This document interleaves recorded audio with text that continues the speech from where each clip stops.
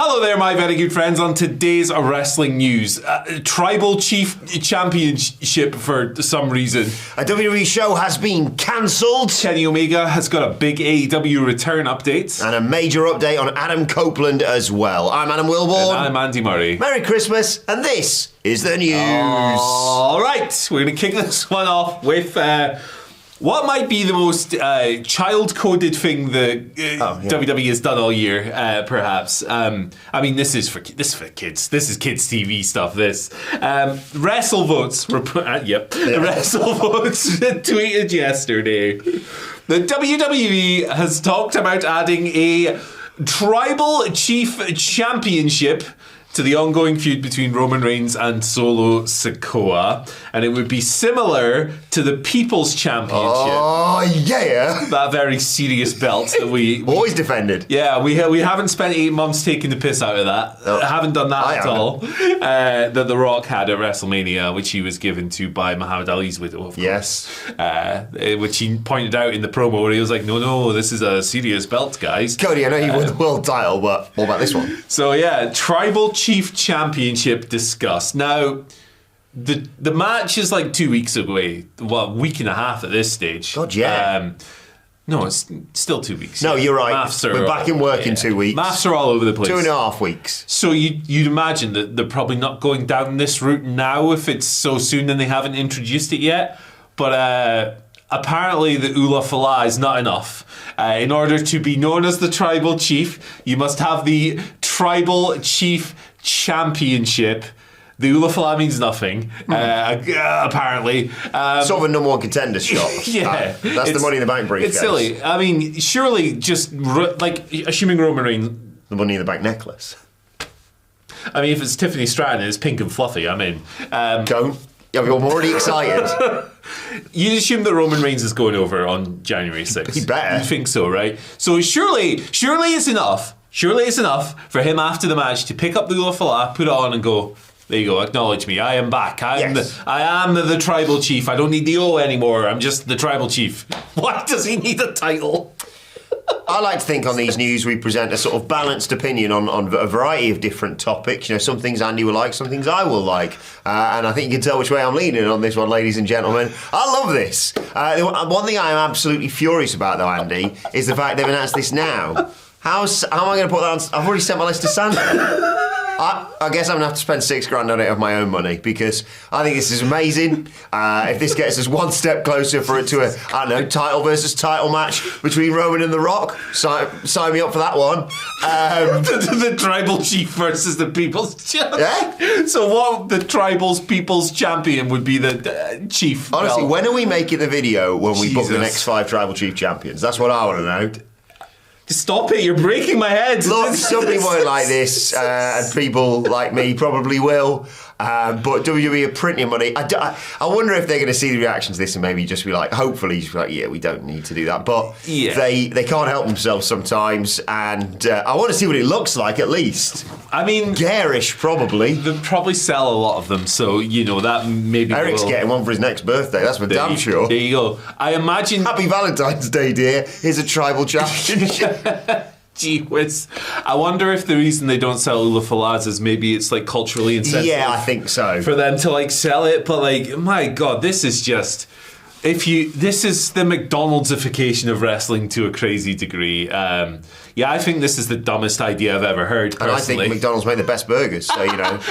Listen, I'm a McDonald's guy, yeah. So maybe I'm a hypocrite in this, but yeah, I think this sucks ass. Yeah, I glanced online last night and saw not a great deal of praise being heaped on this, but then again... You know, people disrespected the People's Championship, and, you know, that's The Rock's title, and so far, no one has even challenged him to defend it. Yeah, but that's because nobody else is I don't know, man. What is going on in this world? Like, can you not trust your viewers to assume that the Ula Fala signifies you are the Tribal Chief? It's not even that, Andy. It's not even that. Like, effectively, that the whole story around the Ula Fala has been,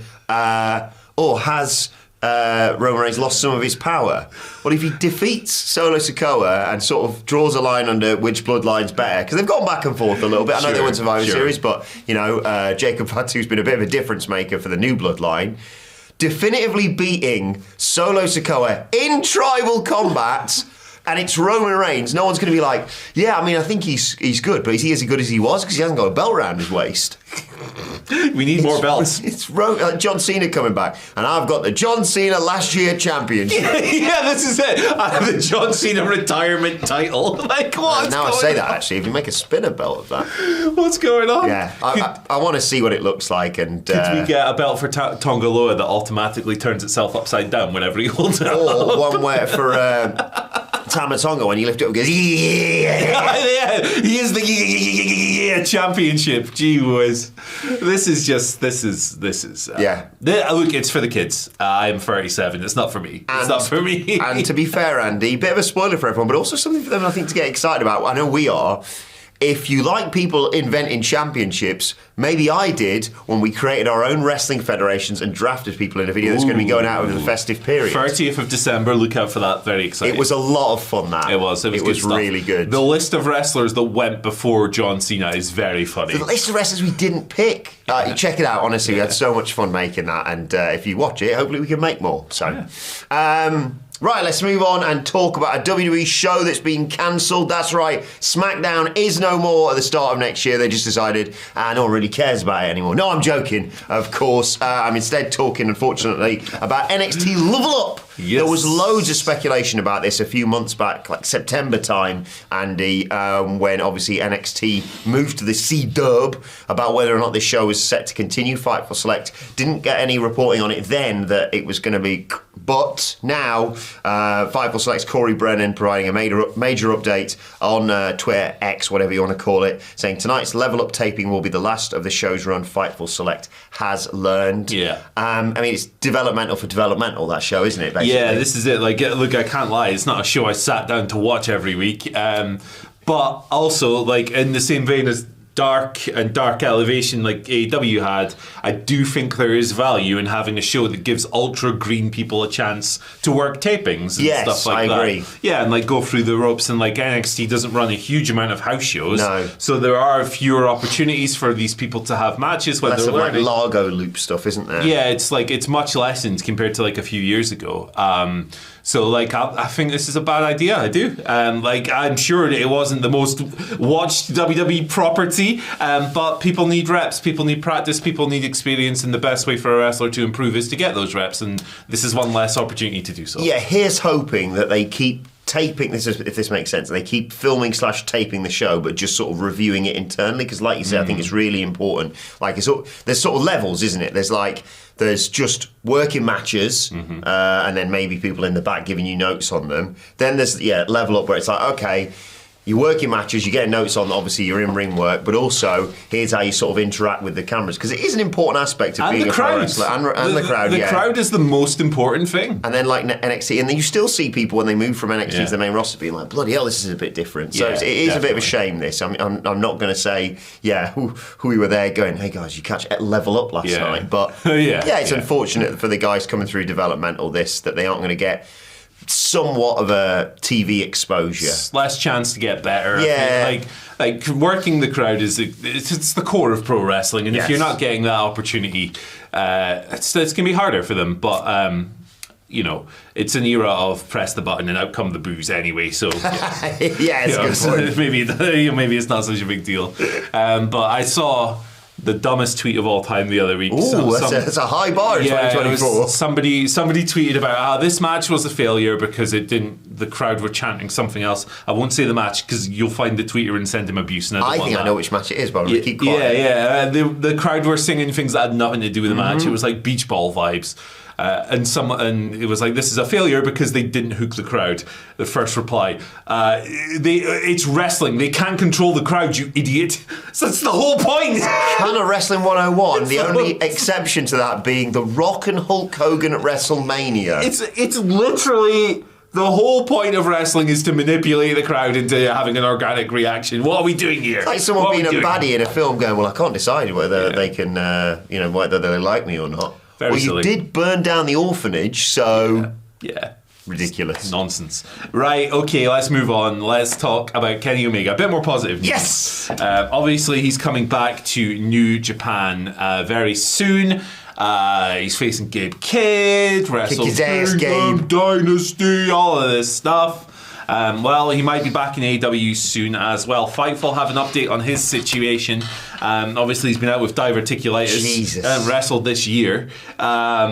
Apparently, the Wrestle Dynasty stuff, all the Gabe's Kid stuff, was done with Tony Khan's blessing, which would have to be because he's under contract there. Yeah. AEW saw it as a bit of a good gesture towards their relationship with New Japan. There was some internal discussion about Kenny returning at Full Gear, which was a few weeks ago, but there was never a firm plan for that. And apparently, Omega is likely. They'd noted previously, Fightful had, that Omega was likely to appear in All Japan. All Japan? Cool. All Elite Wrestling. Okay. Before going to New Japan. There was a vignette for him this week, of course. Finally they're promoting his return. Come on, what are we doing? People within the company and people close to Kenny have claimed that there's discussions regarding World's End on the 28th of December, but that hasn't been finalised or confirmed or anything. But he is on his way back. It sounds like he's good to go. Good. It's been a while. Oh, it's been far too long, hasn't it? I wouldn't wish diverticulitis on my worst enemy. My nose hair is causing me real problems today, by the way. Nose hair trimmer from Santa. Yeah, sorry. That's all right. Yeah, you know me, Andy. I'm a grumpy guy. I come in, see the worst and everything, and just slump off home again. And I was ready to be in a grump about this whole Kenny Omega return thing. Not about him returning, but about the way it's been handled. Like, I get it, and I like the fact that, because they have benefited a lot from their relationship, I'd say more than New Japan has. So to say, you get Kenny Omega's return is kind of fair enough, and obviously Omega's got a great deal of history with them and probably wants to do something like that. Yeah. He's probably involved in the decision making. However, like you say now, with the stuff that they've started pushing on Dynamite, I'm glad that they've acknowledged that, and I would not be surprised if on the first or second or third Dynamite of 2025 we see the return of Kenny Omega, because it's one of the big cards they can play, isn't it? Yeah, and I hope they do start promoting it a little bit. Like Dynasty in general, I know they've got to get through World's End first, but this is a joint show in Japan on the 5th of January. Maybe amp it up a little bit, come on! Yeah. But yeah, hopefully we get there. I'll be glad to see Kenny back. Diverticulitis is no joke. Yeah. Man almost died. It's a horrendous condition. Neither's fighting Gabe Kidd, though. Yeah. Kick his ass, Gabe. Lovely man. Shout and swear and brawl and all that stuff. I'll tell you when I bumped into Gabe Kidd on a night out in Chesterfield. Punched you in the face? It was so weird. We were in, this is very niche, the Beach Bar in Chesterfield. That's right, it's got a speedboat in the middle of it.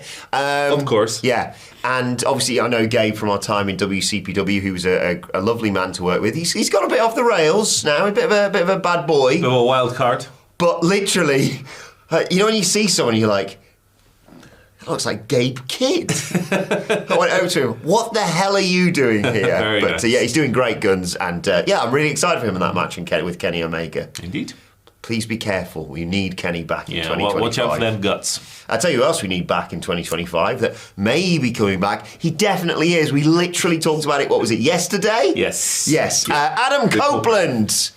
Big update. Like I said yesterday, FTR teased not coming alone when they fight the Death Riders. It's in Asheville. It's round the corner from Adam Copeland's house. I don't think they're getting their other friend CM Punk to show up. No. Broke his, what was it, his tibia? Fibia? Broke his leg jumping off the cage, obviously way back at Double or Nothing, I believe it was. He's been out since then. But by all accounts, particularly another brilliant report here from Fightful Select, Sean Ross Sapp is expected, Adam Copeland expected to return to All Elite Wrestling imminently.